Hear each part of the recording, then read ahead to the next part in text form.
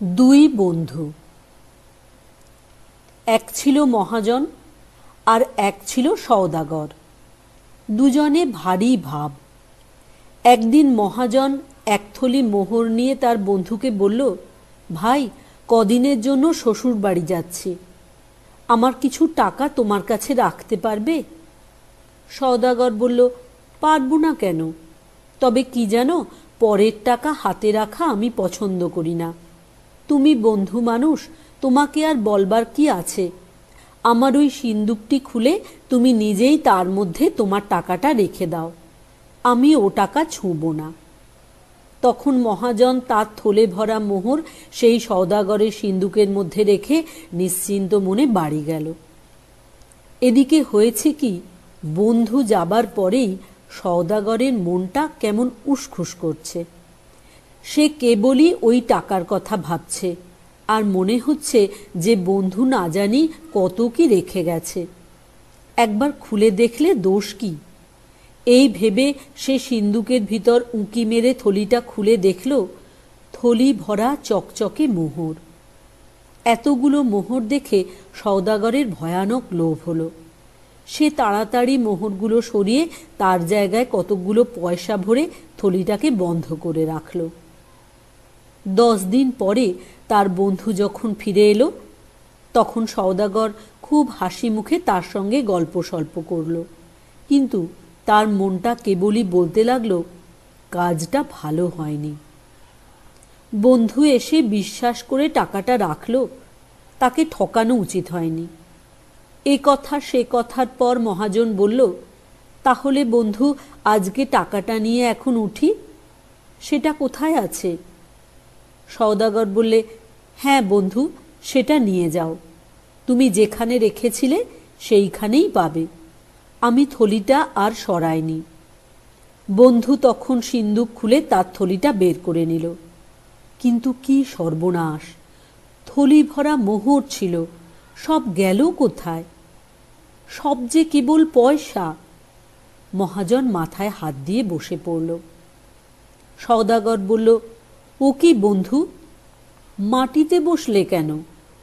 বন্ধু বলল, ভাই, সর্বনাশ হয়েছে, আমার থলি ভরা মোহর ছিল, এখন দেখছি একটাও মোহর নাই, কেবল কতকগুলো পয়সা। সওদাগর বলল, তাও কি হয়, মোহর কখনো পয়সা হয়ে যায়? সওদাগর চেষ্টা করছে এরকম ভাব দেখাতে যেন সে কতই আশ্চর্য হয়েছে, কিন্তু তার বন্ধু দেখল তার মুখখানা একেবারে ফ্যাকাশে হয়ে গেছে। ব্যাপারটা বুঝতে তার আর বাকি রইল না। তবু সে কোনো রকম রাগ না দেখিয়ে হেসে বলল, আমি তো মোহর মনে করেই রেখেছিলাম, এখন দেখছি কোথাও কোনো গোল হয়ে থাকবে। যাক, যা গেছে তা গেছেই, সে ভাবনায় আর কাজ নেই। এই বলে সে সওদাগরের কাছে বিদায় নিয়ে পয়সার থলি বাড়িতে নিয়ে গেল। সওদাগর হাঁফ ছেড়ে বাঁচল। 2 মাস পরে হঠাৎ একদিন মহাজন তার বন্ধুর বাড়ি এসে বলল, বন্ধু, আজ আমার বাড়িতে পিঠে হচ্ছে, বিকেলে তোমার ছেলেটিকে পাঠিয়ে দিও। বিকালবেলা সওদাগর তার ছেলেকে নিয়ে মহাজনের বাড়িতে রেখে এলো, আর বলল, সন্ধ্যার সময় এসে নিয়ে যাব। মহাজন করল কি, ছেলেটার পোশাক বদলিয়ে তাকে কোথায় লুকিয়ে রাখল, আর একটা বাঁদরকে সেই ছেলের পোশাক পরিয়ে ঘরের মধ্যে বসিয়ে দিল। সন্ধ্যার সময় সওদাগর আসতেই তার বন্ধু এসে মুখখানা হাঁড়ির মতো করে বলল, ভাই, একটা বড় মুশকিলে পড়েছি। তোমার ছেলেটাকে তুমি যখন দিয়ে গেলে, তখন দেখলাম দিব্যি কেমন নাদুস নুদুস ফুটফুটে চেহারা, কিন্তু এখন দেখছি কিরকম হয়ে গেছে, ঠিক যেন বাঁদরের মতো দেখাচ্ছে। কি করা যায় বলো তো বন্ধু? ব্যাপার দেখে সওদাগরের তো চক্ষু স্থির। সে বলল, কি পাগলের মতো বকছ? মানুষ কখনো বাঁদর হয়ে যায়? মহাজন অত্যন্ত ভালো মানুষের মতো বলল, কি জানি ভাই, আজকাল কি সব ভূতের কাণ্ড হচ্ছে, কিছু বুঝবার জো নেই। এই দেখো না, সেদিন আমার সোনার মোহরগুলো খামোকা বদলে সব তামার পয়সা হয়ে গেল। অদ্ভুত ব্যাপার। তখন সওদাগর রেগে বন্ধুকে গালাগালি দিয়ে কাজীর কাছে দৌড়ে গেল নালিশ করতে। কাজীর হুকুমে চার চার পেয়দা এসে মহাজনকে পাগড়াও করে কাজীর সামনে হাজির করল। কাজী বললেন, তুমি এর ছেলেকে নিয়ে কি করেছ?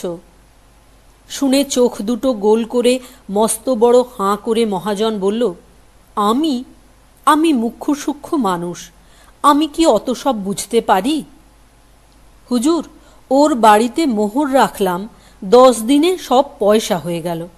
আবার দেখুন, ওর ছেলেটা আমার বাড়ি আসতে না আসতেই লেজ ট্যাজ গজিয়ে দস্তুর মতো বাঁদর হয়ে উঠেছে। কিরকম যে হচ্ছে, আমার বোধ হয় সব ভুতুড়ে কাণ্ড। এই বলে সে কাজীকে লম্বা সেলাম করতে লাগলো। কাজীও চালাক লোক, ব্যাপার বুঝতে তাঁর বাকি রইল না।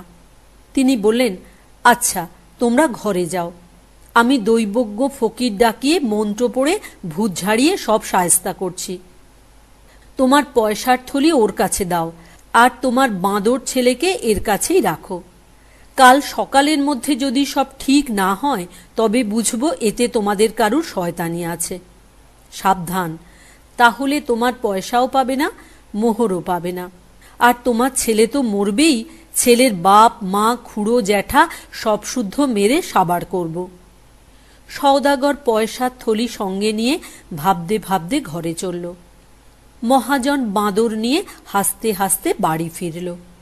ভোর না হতেই সওদাগর থলির মধ্যে আবার মোহর ভরে মহাজনের বাড়ি গিয়ে বলছে, বন্ধু বন্ধু, কি আশ্চর্য দেখে যাও, তোমার পয়সাগুলো আবার সব মোহর হয়েছে।